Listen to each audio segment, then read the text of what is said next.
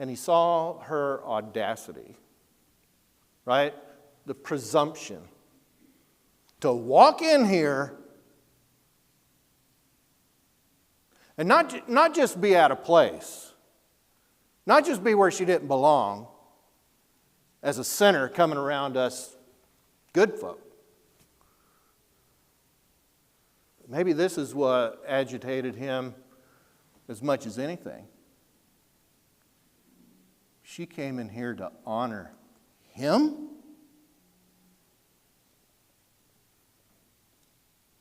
Wouldn't it be fascinating if we could have a photograph of this moment and just see the difference between the way Jesus was dressed and the way they were?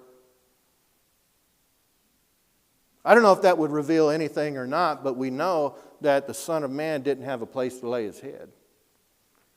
We know he probably owned nothing but the clothes on his back. They probably looked very different. Simon with his home, inviting people in, providing such a lavish meal, a banquet. And she is going to honor him, this guy that thinks he's a prophet. Simon, if he only knew. If he only knew what Jesus saw in her. We need to ask this as well. What did Simon see when he looked at Jesus? The text bears this out, right? The text tells us a little bit about that. His thoughts, his assumptions behind those thoughts, because if somebody knew who she was, God's people wouldn't have anything to do with her. So what did Simon see when he looked at Jesus? Well, as the record shows us, first, he didn't see a prophet. When he looked at Jesus, he did not see a prophet. So what did he see? Why even have a conversation about is he a prophet or not? Because that's what people are talking about. And by the way, we cannot avoid the obvious.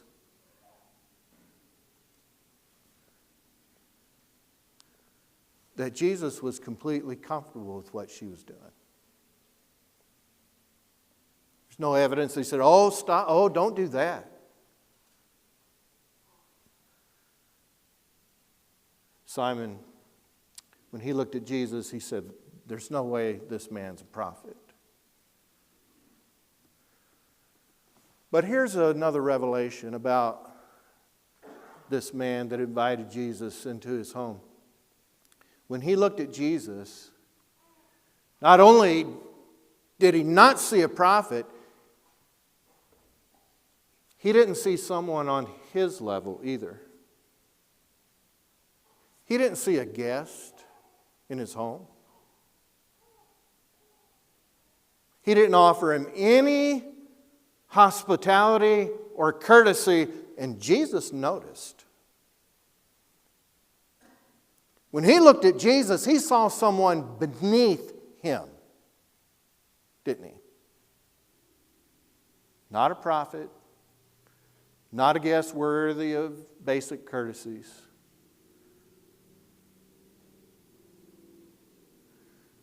And when he looked at Jesus, he saw in his mind, as the evening progressed, he saw in his mind a blasphemer. Not just someone who doesn't come up to his claims, but someone who has done the unthinkable. You remember at the end of the account, Jesus says to the woman, your sins are forgiven. And everybody All of those people who were gathered started thinking what? Who does he think he is? This wasn't the first time Jesus had done something like this. You remember in Mark chapter 2 when the friends took the roof apart and lowered their friend down into the room, the crowded room, and Jesus healed that man. Jesus had said then too the same thing. Son, your sins are forgiven. And so you know that the Son of Man has authority to do that. I say, arise, take up your bed and walk. And they were astounded that those words would come out of his mouth. Your sins are forgiven. This happens in Simon's home. He sees someone who has said something that is hard to even hear. A man has told somebody else, your sins are forgiven. As if he's pronouncing that, giving that forgiveness. So we have a little bit of insight into Simon. When we think about what he saw in himself or what he sees in the woman and what he sees when he looks at Jesus. If he only knew. There's a young man named Leo who was finishing a project he had worked on for a long, long time. And he was finally getting to the end of this project, which was restoring an old motorcycle. This motorcycle was not just something he was interested in because he, liked motorcycles, but this was his dad's motorcycle. In fact, his dad had started the process of restoring this old vintage motorcycle when Leo was just a little boy. So he had those memories of being out there with his dad in the garage when he would rub his hand over that slick chrome fender. It would trigger memories, the smell of gas and oil, the sound of a wrench hitting the concrete floor. Those things would just bring back memories of him and his dad working on the motorcycle. But one thing he could not remember was much of what his dad ever said.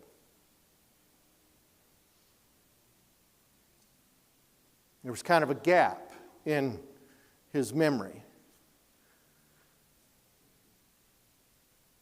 And he grew up largely without his dad. His dad had a heart attack. And all he had were these memories with a gap, without words. And as he matured into adolescence and grew a little older, his mom could tell that he struggled. She would try to reassure him that your dad loved you. That was much different than hearing it for himself from his dad. And he struggled with this, and his mother would think from time to time, knowing how much Leo was loved by his dad. She knew him. She knew the love and affection that he had for Leo. And she couldn't help but think, if he only knew. He was down to finishing the restoration and was reupholstering the seat. He found in the seat a little pocket. He pulled out an old, brittle piece of paper and carefully unfolded it. And the first line written in his dad's handwriting was, "My dearest Leo, if you're reading this, we've run out of time. I have been pouring my heart and soul into this old motorcycle because I want you to have it. And every time you ride it, you think of the times we spent together. I've not been good with words, but please don't ever forget how much your old man loves you.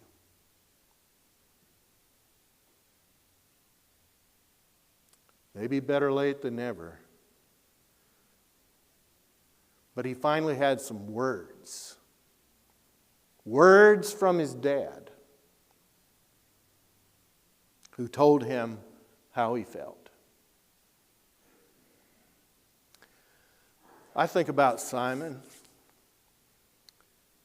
and I think about how sad.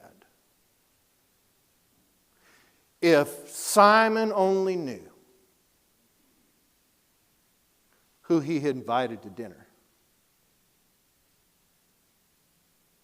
If Simon only knew that Jesus was a friend of sinners and Pharisees. If Simon only knew how much Jesus loved him. If Simon only knew what Jesus was prepared to do to save him from his sins. I don't know if Simon later on thought about this. I don't know how he responded when the events of Jesus' death and burial and resurrection unfolded. I don't know, and you don't either, if he ever came around like some Pharisees did. But at this moment, he didn't know who Jesus was. Didn't appreciate the love Jesus had for him. Didn't value that Jesus was prodding his mind and his heart and his conscience. And it wasn't for Jesus' lack of trying. Simon just wasn't listening. But here is one thing that we can take away from this account. Here's one thing Jesus shows us and was trying to get through to Simon. We will never say, we should never think about Jesus, oh, if he only knew. Because he does. Knows our thoughts, knows our past, knows what we're going through. Knows if there's a little bit of Simon in us. He knows if we're broken. He knows if we're laboring with guilt and regret. He knows our hearts.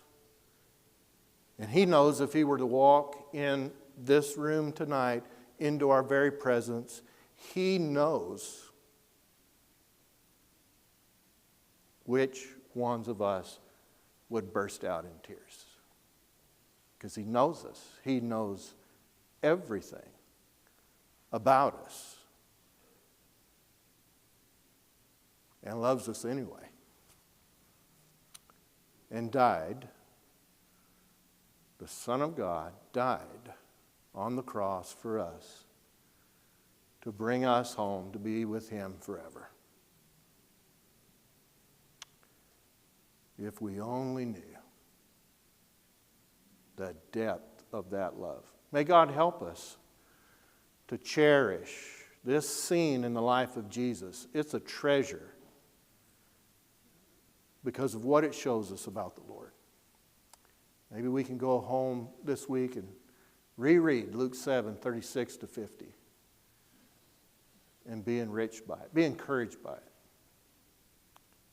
The knowledge and the love of Jesus for us. Thank you so much for being a part of our Bible study tonight. We're dismissed.